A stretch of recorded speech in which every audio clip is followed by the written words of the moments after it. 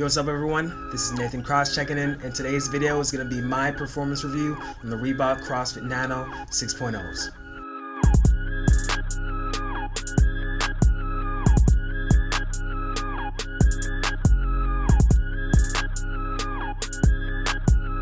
The Nano 6.0s are actually Reebok's 6th signature shoe, part of the Nano line, and were just released over a month ago, just in time for the CrossFit Games. Representatives from Reebok said that they collectively took feedback from the CrossFit community, the forums, the athletes, all of which to determine what they didn't like about the 5.0s, which was probably a lot, to make the proper reparations to make the 6.0 the best CrossFit shoe yet. Now, did Reebok succeed in that mission? Well, I guess we're about to find out. So when it comes to the overall appearance of the shoe, I personally didn't like some of the original colorways that they're promoting and coming out with, especially the ones that were featured specifically at the CrossFit Games. I mean, I really wouldn't rock those colors, but initially when they started to promote the shoe and it was only the ID version that was available for purchase, or in this case pre-order, I decided to do things a little bit differently myself, make it a little bit more, well, less conventional, and came out with my own colorway, which is what you see, and I call this like that Independence Day colorway. The first thing you probably will notice is that the original Reebok symbol on the side of the shoe has been placed there, and they've also removed most of the graphics that were on the 5.0s, or well, most of the 5.0s that did drop, which I kind of feel some type of way about, but you know, I just ran with it.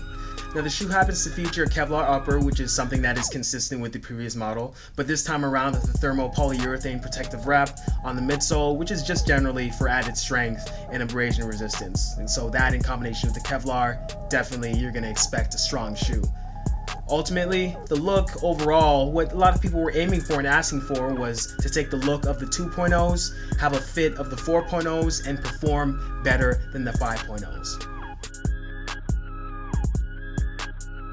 As I mentioned before, they did bring back the Kevlar, but this time around they made it a lot more smooth and softer on the feet. And the fit is also different right from when you put on the shoe.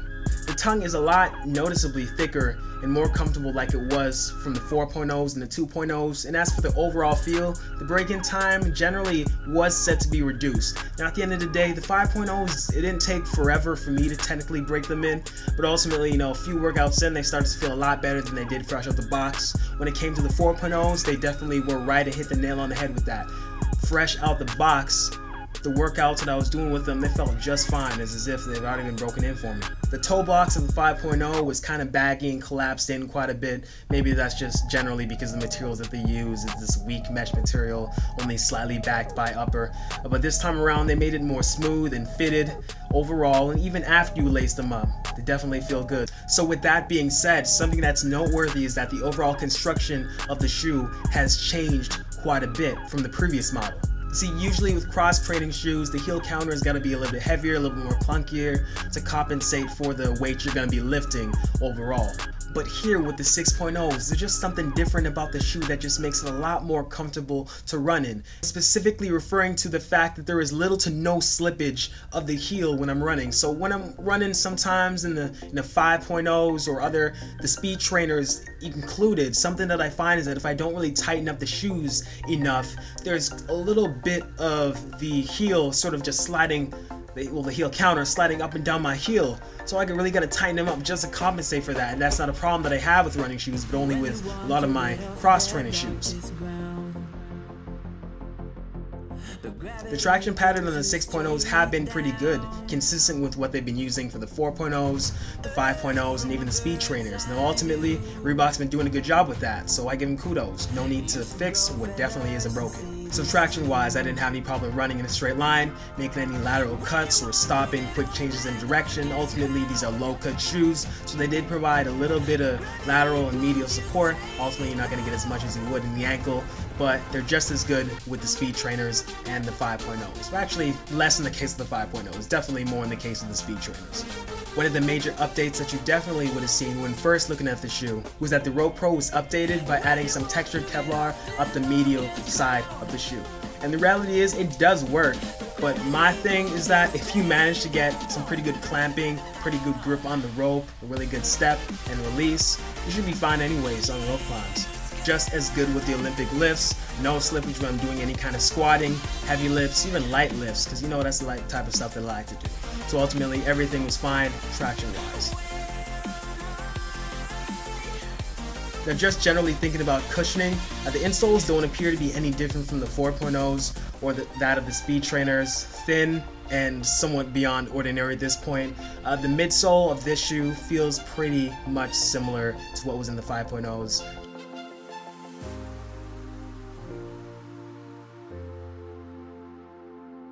The lacing system in the bridge area is actually asymmetrical, so it's still going down the middle of the shoe, mostly as it appears. It's just slightly slanted to allow for a little bit more flex. And on that note, that actually does help with the feeling of running, just overall towards the upper, but not cushion-wise.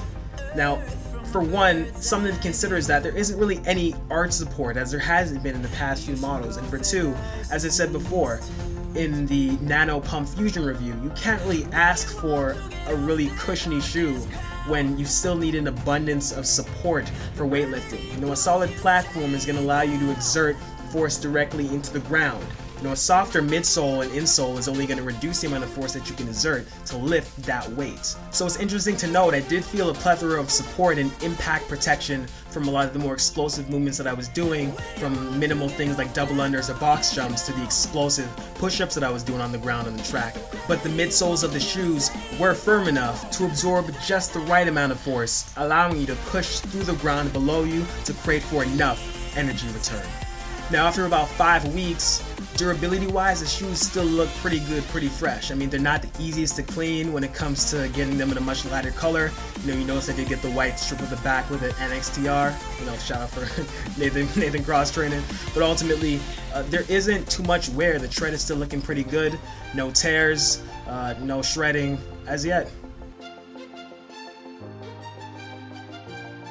Now, in my opinion, depending on what your style is, I think that the Nano 6s are still a pretty good everyday lifestyle shoe and a cross-training shoe.